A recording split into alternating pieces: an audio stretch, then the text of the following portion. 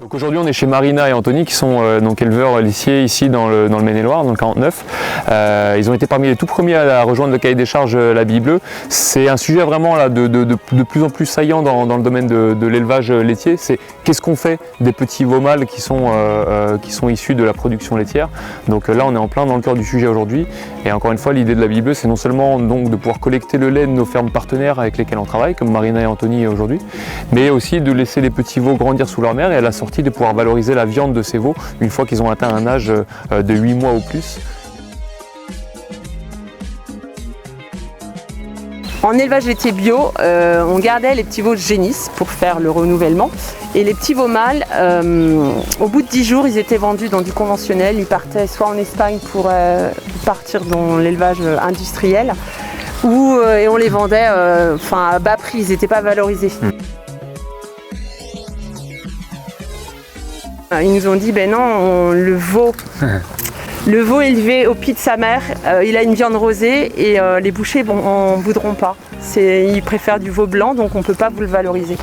Et là, j'ai trouvé ça injuste. Je me dis, on est dans ce bien-être, on respecte, on essaye d'apporter à l'animal ou au petit veau un confort de vie. Et derrière, eh bien, il est pas honoré du tout. Donc il y a eu ce questionnement, j'ai dit mais le monde il est injuste et toi tu es arrivé comme sur avec des petites ailes pour nous proposer quelqu'un qui s'intéresse à veaux mâles élevés au pied de la vache.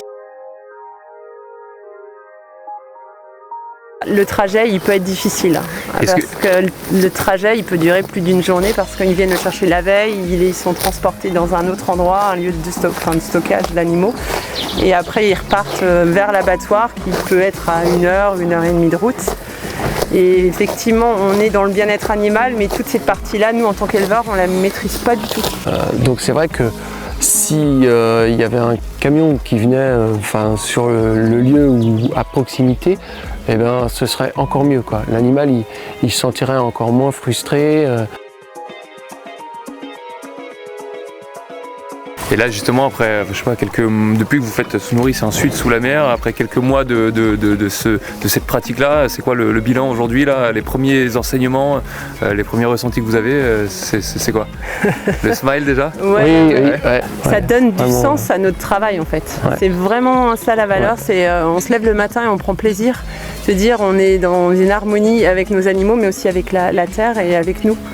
On a une qualité de vie de famille comme de travail plutôt agréable.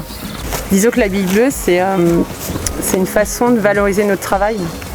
Vraiment, nous, ça a du sens. Et derrière, eh bien, tu es aussi un peu un porte-parole de ce qu'on peut faire et en espérant que ça s'ouvre à d'autres éleveurs.